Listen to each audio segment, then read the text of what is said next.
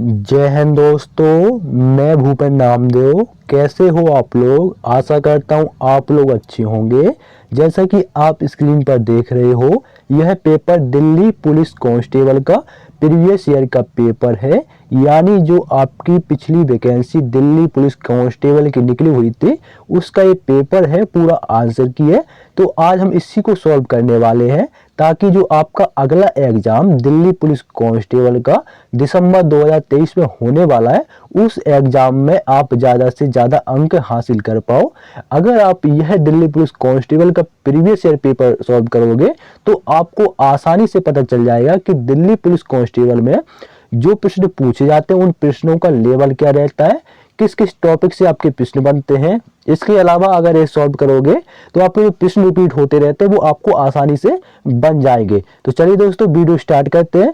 Video start करने से पहले मैं आपको बताना चाहूंगा कि दिल्ली पुलिस कांस्टेबल की और भी प्रीवियस के पेपर जैसे जीके जीएस रीजनिंग के पेपर में सॉल्व करा चुका हूं। तो अभी तक अगर आपने वो पेपर नहीं देखे तो वीडियो प्ले लिस्ट में जाकर देख सकते हैं। तो चलिए दोस्तों, वीडियो स्टार्ट करते हैं। उससे पहले मैं आपको कुछ दिखाना चाहूंगा। ये आप देख सकते हैं, आपका एग्जाम डेट दे रखा है 2 दिसंबर 2020 का ये पेपर है और सेकंड शिफ्ट का ये पेपर है। सब्जेक्ट में आप देख सकते हैं कांस्टेबल इन दिल्ली पुलिस एग्जाम 2020। इसके अलावा आपका जो जीके जीएस है वो 50 अंक का पूछा जाता है और 25 अंक का रीजनिंग, 10 अंक का आपका कंप्यूटर और 15 अंक का आपका मैथ पूछा जाता है। तो 50 अंक का सबसे ज्यादा अंक आपका जीके जीएस पूछा जाता है। तो जीके जीएस को बिल्कुल भी इग्नोर नहीं करना है। जीके जीएस को आपको अच्छे से पढ़ना है ताकि अच्छे से आप सिलेक्शन ले पाओ। एक आपका प्रश्न से एक एक आपके अंक से आपका सिलेक्शन होना है। तो ध्यान रहे, इसमें कोई लापरवाही नहीं करनी है। तो पहला जो आपका प्रश्न है वो है, मानव विकास सूचकांक 2019 के अनुसार भारत का स्थान डैश है। तो भारत का स्थान क्या है? ठीक है, ये उसने पूछा है। तो भारत का 129वां स्थान है। कौन सा?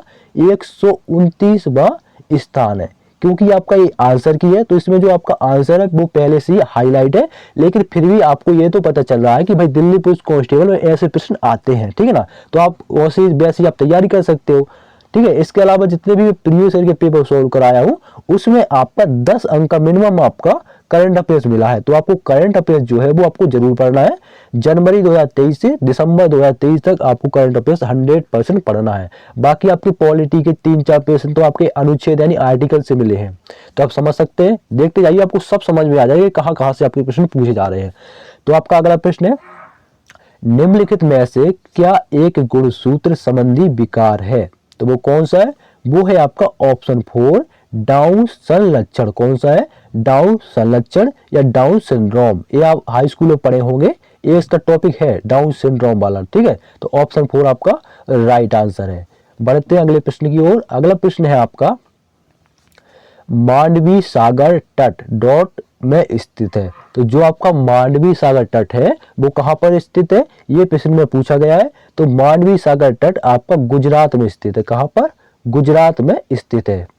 अगला प्रश्न है, भारत के प्रसिद्ध स्मारकों के संदर्भ में निम्नलिखित में से कौन सा युग्म गलत है? मतलब ये आपके जो 4 ऑप्शन दिए गए हैं इसमें से आपको बताना कौन सा ऑप्शन गलत है। तो आपका होशंग शाह का मकबरा दिल्ली में है, ये आपका गलत है। ठीक है ना, होशंग शाह का मकबरा दिल्ली, ये आपका गलत है क्योंकि इसका जो मकबरा है वो दिल्ली में नहीं है। तो ऑप्शन 3 आपका राइट आंसर है। बढ़ते अगले प्रश्न की ओर। उज्जैन डोडो नदी के पूर्व की ओर मालवा के पठार पर स्थित है। तो जो उज्जैन आपका शहर है वो आपका क्षिप्रा, कौन सी? शिप्रा या क्षिप्रा नदी के पूर्व की ओर मालवा के पठार पर स्थित है। ये भी आपका प्रश्न पूछा जाता है कि आपका उज्जैन किस नदी के किनारे स्थित है। तो उज्जैन आपका शिप्रा या क्षिप्रा दोनों बोल लीजिए, या शिप्रा बोल लीजिएगा या क्षिप्रा नदी के किनारे स्थित है। ठीक है, तो ऑप्शन 1 राइट आंसर।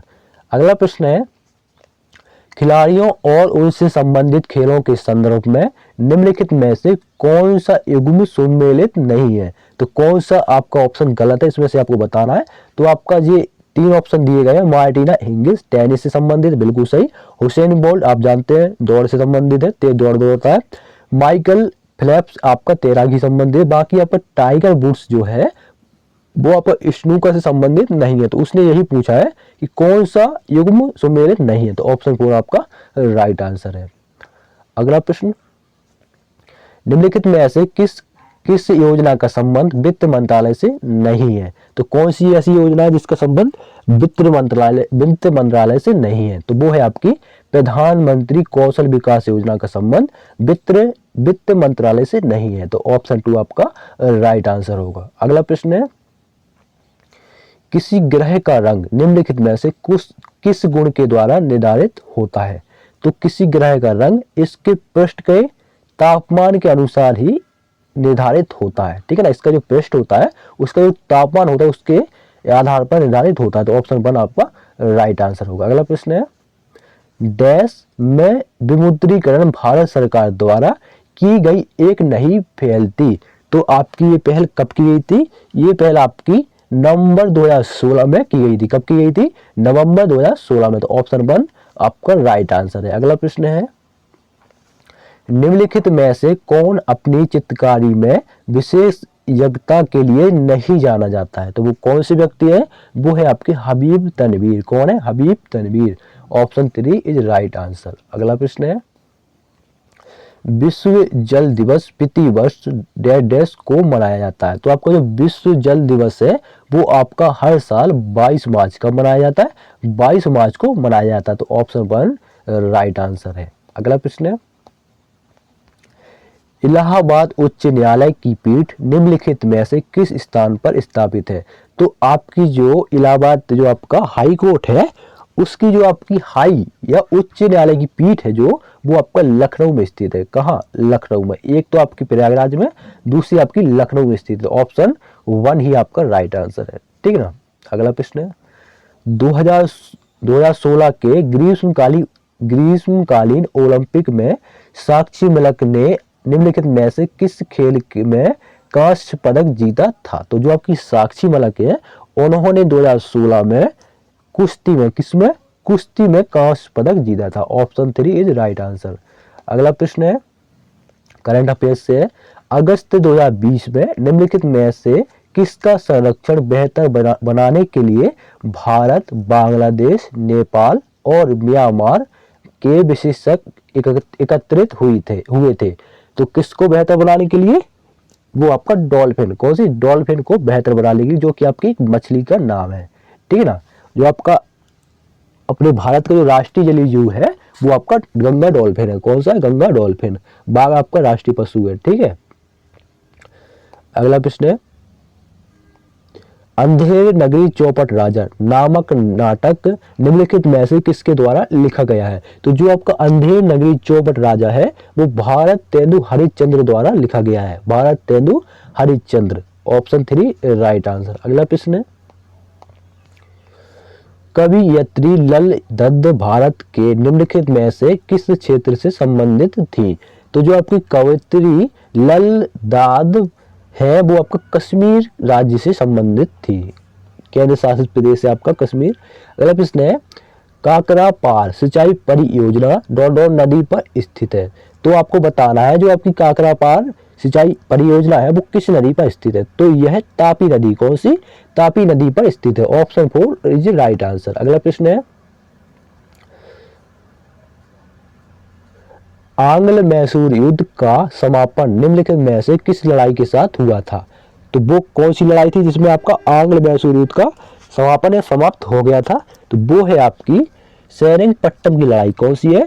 सेरिंगपट्टम की लड़ाई। Option 1 is right answer. अगला प्रश्न है, करंट अफेयर्स से, 30 जून 2020 तक की स्थिति के अनुसार भारत में निम्नलिखित में से किस उत्पाद को जीएसटी के दायरे से बाहर रखा गया है? तो वो कौन सा उत्पाद है?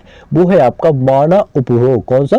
मानव उपभोग हेतु मदिरा, ठीक है ना। इसको आपका जीएसटी नहीं लगती है, ठीक है। तो ऑप्शन 2 इज राइट आंसर। अगला प्रश्न है, ईसा मसीह के पुनर्जीवित को उठने के प्रति ईसा मसीह के पुनर्जीवित हो उठने के प्रति विश्वास के रूप में निम्नलिखित में से कौन सा पर्व मनाया जाता है? तो आपको कौन सा पर्व मनाया जाता है ये आपसे पूछा गया। तो ईस्टर। कौन सा? ईस्टर पर्व मनाया जाता है। Option 2 right answer. अगला प्रश्न है, भारत सरकार ने डैश को मिलाकर अपनी परिचालन अवधि के रूप में 15वें वित्त आयोग का गठन किया। तो कब किया? ये किया आपका 2020 से 25 में। कब किया?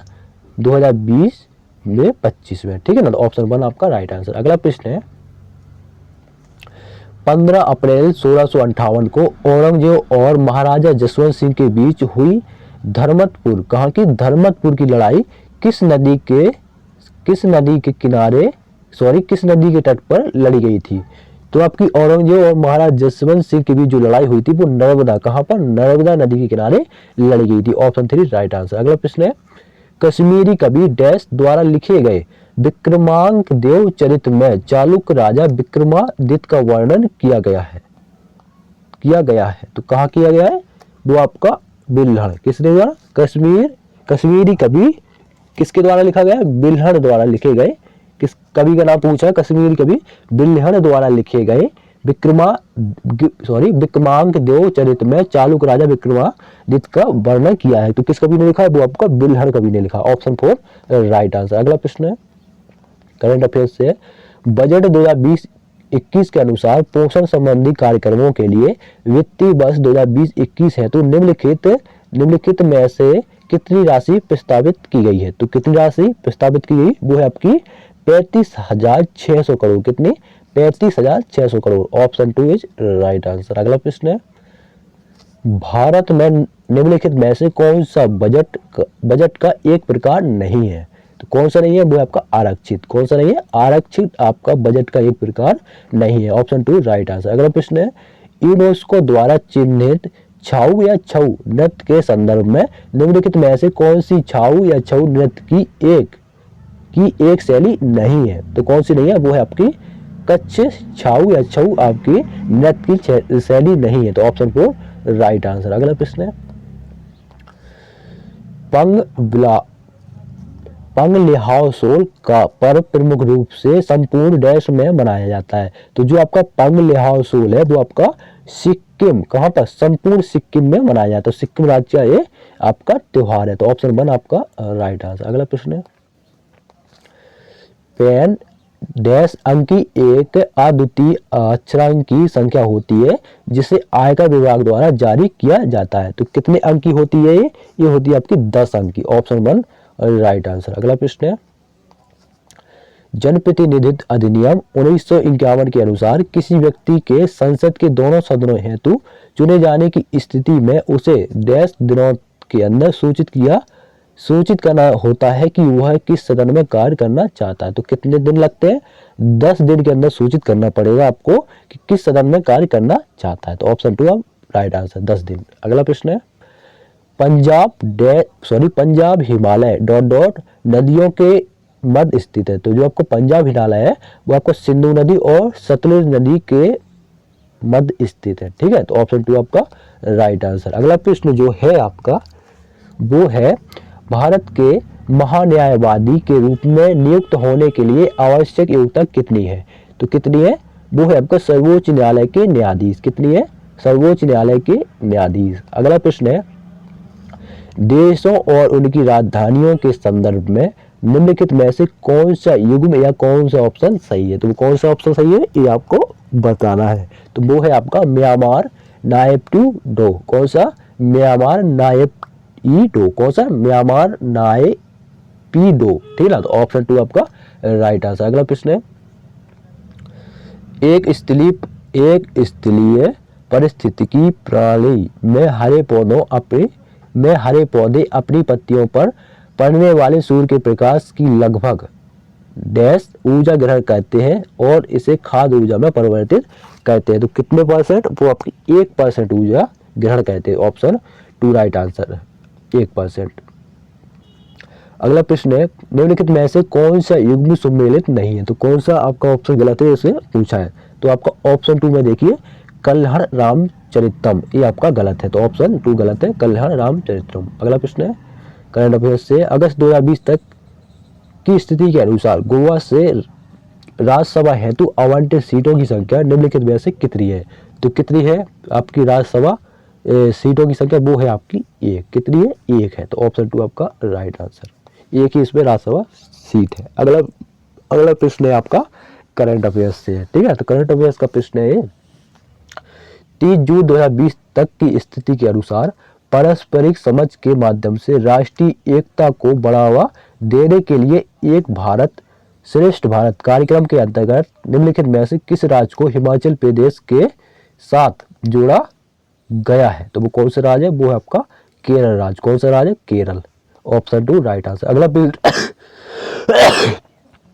अगला प्रश्न है आपका ओलंपिक का प्रतीक जो पूरे विश्व में ओलंपिक के छल्लों के रूप में प्रसिद्ध है, करोड़ों लोगों के लिए ओलंपिक का दृश्यमान राजदूत है। इसमें छल्ले का निम्नलिखित में से कौन सा रंग सम्मिलित नहीं है? तो वो कौन सा रंग सम्मिलित नहीं है या छल्लों में कौन सा रंग नहीं है, ये उसने पूछा है। तो सफेद रंग छल्लों का नहीं है, ठीक है ना। तो ऑप्शन 3 राइट आंसर। अगला प्रश्न है निम्नलिखित में से कौन सा भाग मानव की कंकालीय संरचना से संबंधित नहीं है? तो कौन सा भाग नहीं है? वो है आपका जांघ की हड्डी। कौन सा? जांघ की हड्डी आपका कंकालीय संरचना से संबंधित नहीं है। Option 2 right answer. अगला प्रश्न है मुगल बादशाह डॉट डॉट ने बीजापुर और गोलकोंडा को अपनी अधीन कर लिया। तो आपका मुगल बादशाह औरंगजेब, कौन सा? मुगल बादशाह औरंगजेब ने बीजापुर और गोलकोंडा को अपने अधीन कर लिया था। तो ऑप्शन 3 राइट आंसर है, ठीक है। क्योंकि छत्रपति शिवाजी के समय औरंगजेब ही था, ठीक है। अगला प्रश्न है निम्नलिखित में से किसे प्रथम कारखाना अधिनियम 1881 के अधिनियम का श्रेय दिया जाता है जिसमें बाल रोजगार को विनियमित करने के प्रावधान थे? तो किसको दिया जाता है? वो आपका लॉर्ड रिपन को। किसको? लॉर्ड रिपन को। Option 1 right answer. अगला प्रश्न है निम्नलिखित में से कौन प्रथम भारत रत्न पुरस्कार प्राप्तकर्ताओं में से एक है? कौन है? वो है आपका सीवी रमन। ऑप्शन 2 आपका राइट आंसर। अगला प्रश्न है कोरोमंडल का मैदान भारत की डॉट डॉट दिशा में अवस्थित है। तो कोरोमंडल का जो मैदान है वो आपका दक्षिणी दिशा में अवस्थित है। तो ऑप्शन 1 राइट आंसर। अगला प्रश्न है भारत में डैश संवैधानिक संशोधन अधिनियम 1988 द्वारा मतदान की आयु 21 वर्ष से घटाकर 18 वर्ष कर दी गई है। तो कौन सा संविधान संशोधन था? वो था आपका 61वां संवैधानिक संशोधन के तहत मतदान की आयु 21 वर्ष से घटाकर 18 वर्ष कर दी गई। अगला प्रश्न है निम्नलिखित में ऐसे कौन सा एक जल जनित रोग है? तो कौन सा है? वो है आपका ई कोलाई। कौन सा? E coli. Option 3 is right answer. अगला प्रश्न है कबड्डी के खेल में प्रत्येक टीम में कितने खिलाड़ी होते हैं? तो कबड्डी की खेल में होता है जो उसके प्रत्येक टीम में 7 खिलाड़ी होते हैं। Option 3 is right answer. अगला प्रश्न है अगस्त 2020 तक की स्थिति के अनुसार संस्कृति मंत्रालय ने भारतीय पुरातत्व सर्वेक्षण के लिए नए मंडलों की घोषणा की है। तो कितने मंडल है? वो आपके 7 नए मंडलों की घोषणा की है। Option 1 right answer. अगला प्रश्न है 92 अकादमी पुरस्कारों में सर्वश्रेष्ठ फिल्म का पुरस्कार जीतने वाली पहली गैर अंग्रेजी फीचर फिल्म डैश है? कौन सी है? वो है आपकी पैरासाइट। कौन सी?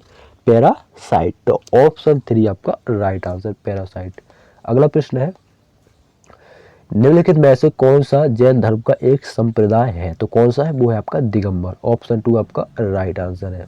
अगला प्रश्न है अगस्त 2020 तक की स्थिति के अनुसार निम्नलिखित में से किस राज्य में द्विसदन प्रणाली लागू है? तो वो कौन सा राज्य है जिसमें आपका द्विसदन प्रणाली लागू? वो है आपका Maharashtra. Option 4 is right answer.